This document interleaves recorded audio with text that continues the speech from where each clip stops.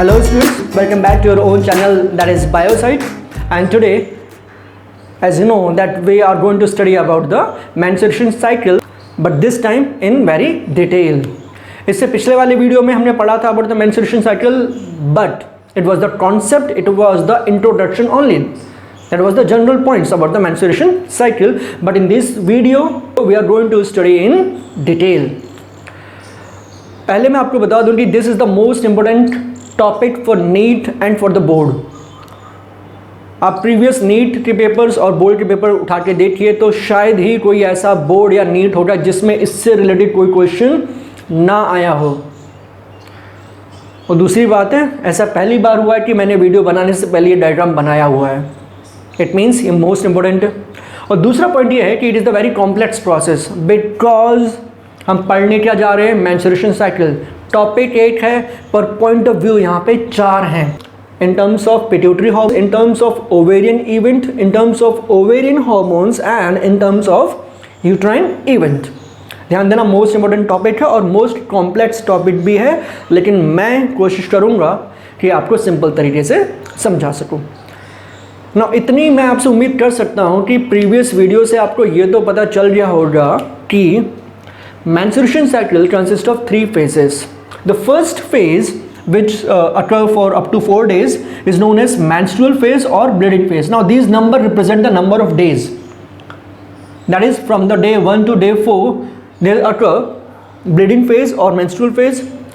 From the day 5 to day 14, that is of approx 10 days, there occur is a phase known as proliferative या फिर follicular phase, and rest from the day 15 to day 28 there is a phase known as luteal or secretory phase. ध्यान रहे, मैं उम्मीद कर रहा हूँ कि आपको पता होगा, ठीक है। अब हम पढ़ते हैं इनके बारे में डिटेल से। तो पहले हम शुरुआत करते हैं from the phase known as proliferative और follicular phase। अब काफ़ी सारे बच्चों के दिमाग में आ रहा होगा कि sir first phase is menstrual phase और द ब्लीडिंग फेज, लेकिन सर आप यहाँ पे क्या पढ़ा रहे हैं, प्रोलिफरेटिव और द फॉलिकुलर फेज, ऐसा क्यों? तो इसके लिए थोड़ा सा कीप पेशेंस, अभी पता चलेगा आपको। पर हम शुरुआत करते हैं यहाँ से। चलिए, ये ग्राफ है, ग्राफ में आप देखते रहिए, आपको सारे पॉइंट्स मैं एक्सप्लेन करूँगा, समझिए ध्यान से, ठीक है। नाउ इनिशियली ये जो फेज है शुरू होता है from the secretion of FSH। FSH secret हुआ कहाँ से? From the pituitary gland. Now I think you know कि FSH stand for follicle stimulating hormones. नाम बता रहा है यार क्या कि ये स्टिमुलेट करेगा, किसे स्टिमुलेट करेगा? फॉलिकल सेल्स को। क्यों करेगा? ताकि वो मैच्योर हो सकें, ठीक है। स्टिमुलेट या फिर मैच्योर करेगा किसे? फॉलिकल सेल्स को। क्लियर? अब यहाँ पे ग्राफिन फॉलिकल सेल्स मैच्योर हो रहे हैं, कैसे पता चलेगा? सर उनका साइज बढ़ रहा है। जब ग्राफिन सेल मैच्योर होते हैं तो वो रिलीज करते हैं एक हार्मोन जिसका नाम है ईस्ट्रोजन। क्या सीक्रेट करते हैं वो? एक हार्मोन जिसका नाम है ईस्ट्रोजन। क्लियर? अब ये ईस्ट्रोजन क्या करता है? ये ईस्ट्रोजन 2-3 काम करता है, जरा ध्यान समझिए। ये जो ईस्ट्रोजन है इसके मल्टीपर्पज फंक्शन है, मोस्ट इंपोर्टेंट पॉइंट है। ये ईस्ट्रोजन FSH के लेवल को कम कर देता है। देखिए FSH का लेवल क्या हो रहा है? कम हो रहा है, और पिट्यूटरी से LH की सीक्रेशन को बढ़ा देता है, ठीक है। ध्यान देना, FSH क्या हो रहा है? कम हो रहा है, LH क्या हो रहा है? बढ़ रहा है। किसका फंक्शन है ये? ईस्ट्रोजन का। इसके अलावा ईस्ट्रोजन के और भी फंक्शन। ईस्ट्रोजन एंडोमेट्रियम की लाइनिंग को थिक करता है, उसके अंदर ब्लड सप्लाई बढ़ाता है, एंड फैलोपियन ट्यूब की थिकनेस बढ़ाता है, प्लस फैलोपियन ट्यूब के अंदर सीलिया के प्रोडक्शन को भी बढ़ाता है। क्यों बढ़ाता है? In order to facilitate the passage of ovum और the zygote throughout the fallopian tube. चलिए इसको तो हम यहीं पे छोड़ देते हैं, अब जरा यहाँ पे बात करते हैं। अब धीरे धीरे क्या हो रहा है कि FSH का लेवल बढ़ता जा रहा है। Near about the 14th day क्या होगा, दोनों का लेवल FSH और LH का लेवल इंक्रीज हो जाएगा up to its maximum limit. ध्यान रहे बच्चों, जब कोई हार्मोन अपने मैक्सिमम लिमिट पे आ जाता है या फिर मैक्सिमम सिचुएशन पे आ जाता है तो उस कंडीशन को बोलते हैं सर्ज।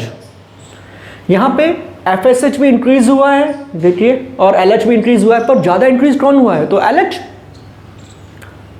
तो जब LH अपने मैक्सिमम लेवल पे आ जाता है, नो डाउट हुआ तो FSH भी है, पर ज़्यादा कौन हुआ है, LH। तो हम LH को अपना मेन हीरो मानेंगे यहाँ पे, राइट।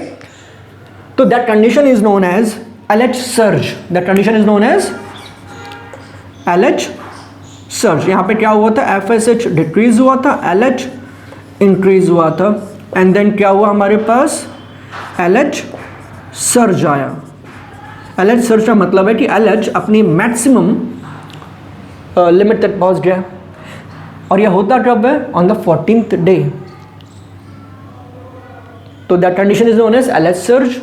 और LH सर्ज जब होता है तो होता क्या है, तो होता है ovulation, that is release of ovum in the form of secondary oocyte from the ovary. देखिए on the 14th day LH का लेवल हाई हो गया, नो डाउट FSH का लेवल भी हाई हो गया, पर मेन कौन है यहाँ पे, LH। और मैं एक जनरल आपको बात बता दूँ, आजकल जो ओव्यूलेशन किट आ रही है which is used by the female to find out the best day of the ovulation, वो किसको डिटेक्ट करती है, वो LH को डिटेक्ट करती है। क्लियर। तो उस दिन क्या हुआ, उस दिन टर्शियरी ड्राफिन फॉलिकल से ओवम रिलीज हो गया, that is known as ovulation. Clear. और यहाँ पे क्या हो रहा था, एंडोमेट्रियम की लाइनिंग थिक हो ही रही थी, कितनी हो जाती है, 2 to 3 mm। अब जरा यहाँ पे एक कॉन्सेप्ट याद रखिए, ओव्यूलेशन कब होता है, इसके 3 आंसर हैं, तो तीनों आंसर सुनिए। At the end of proliferative phase, at the beginning of luteal phase, and in the middle of menstruation cycle. Most important point, तीनों ही आंसर सही हैं इसमें, ठीक है। चलिए अब हमारे पास खत्म होता है प्रोलिफरेटिव या फिर फॉलिकुलर फेज। अब हम नेक्स्ट फेज की बात करते हैं, that is known as luteal या फिर सीक्रेटरी फेज। जरा समझिए इसमें क्या होता है। यहां पर क्या हुआ था, ओव्यूलेशन हो गया था, यहाँ पर क्या हुआ था, दोनों हार्मोन अपने मैक्सिमम लेवल पे आ गए थे, तो उसके बाद वो दोनों डिक्रीज होना शुरू हो जाएंगे। यहाँ पर क्या हुआ, ओव्यूलेशन हो गया, तो जो बचा हुआ स्ट्रक्चर था उसे क्या बोलते हैं, यस उसे बोलते हैं कॉर्पस ल्यूटियम। क्लियर। यहाँ पे क्या हुआ, ईस्ट्रोजन का लेवल अपने मैक्सिमम लेवल पे आ गया था और वो स्टार्ट टू डिक्रीज। यहाँ पर क्या हुआ था, एंडोमेट्रियम की लाइनिंग थिक हो रही थी। यहाँ से शुरू होता है हमारे पास ल्यूटियल फेज। अब क्या हुआ, यहाँ पे स्ट्रक्चर बना हुआ था कॉर्पस ल्यूटियम। क्या बना था, कॉर्पस ल्यूटियम। और इससे सीक्रेट होना शुरू हो जाता है हमारे पास एक hormone that is known as progesterone. Most important point, I think अभी तक आपको इतना तो पता लग ही गया होगा कि progesterone is also known as pregnancy hormone. क्यों, समझते हैं। अब तक एंडोमेट्रियम की लाइनिंग को कौन इंक्रीज कर रहा था, केवल ईस्ट्रोजन, पर अब एक हार्मोन और आ गया that is known as progesterone. ध्यान देना, प्रोजेस्टेरॉन केवल ओव्यूलेशन के बाद ही सीक्रेट होता है, उससे पहले सीक्रेट नहीं होता, क्योंकि उस it is secreted by the corpus luteum and corpus luteum is formed after the ovulation. तो अब क्या हुआ, अब दो हार्मोन है, one is oestrogen and other is progesterone. अब दोनों हार्मोन मिलके इसकी थिकनेस को बढ़ाते हैं और यहाँ पे इसकी थिकनेस 5 to 8 mm तक बढ़ जाती है। अच्छा, थिकनेस क्यों बढ़ा रहे हैं, थिकनेस बढ़ा रहे हैं in order to increase the chances of implantation and of the pregnancy. Clear. चलिए अब क्या हुआ, मान लीजिए प्रेगनेंसी सेटअप नहीं होती है तो क्या होगा, तो ये जो प्रोजेस्टेरॉन का लेवल है ये इंक्रीज होता रहेगा और होते होते अपने मैक्सिमम लेवल पे पहुंच जाएगा।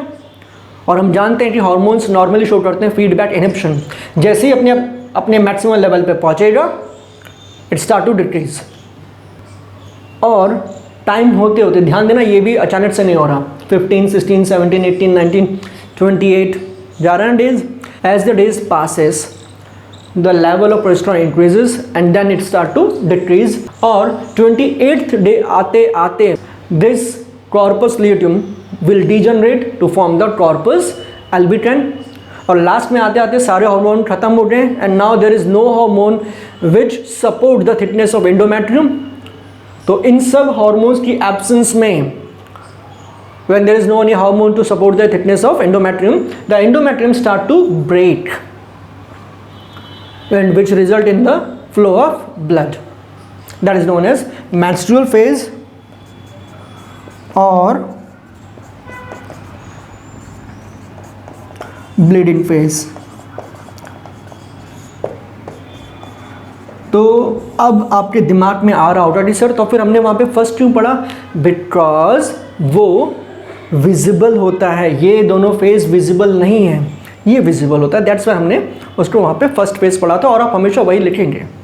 क्लियर? चलिए, मैंने अपनी तरफ से कोशिश की आपको मेंस्ट्रुएशन साइकिल को डिटेल में समझाने की. मुझे नहीं लगता कि मैंने कोई भी पॉइंट आपके लिए ऐसा डाउट छोड़ा हो, लेकिन हो सकता है आपके मन में कोई डाउट हो. अगर है तो please you can ask me free and I will give you answer. And that's all for today. और नेक्स्ट वीडियो में मिलते हैं with a new topic that is known as fertilisation. Most important topic रहेगा वो. And till then stay subscribe, stay focused, stay connected. Thank you.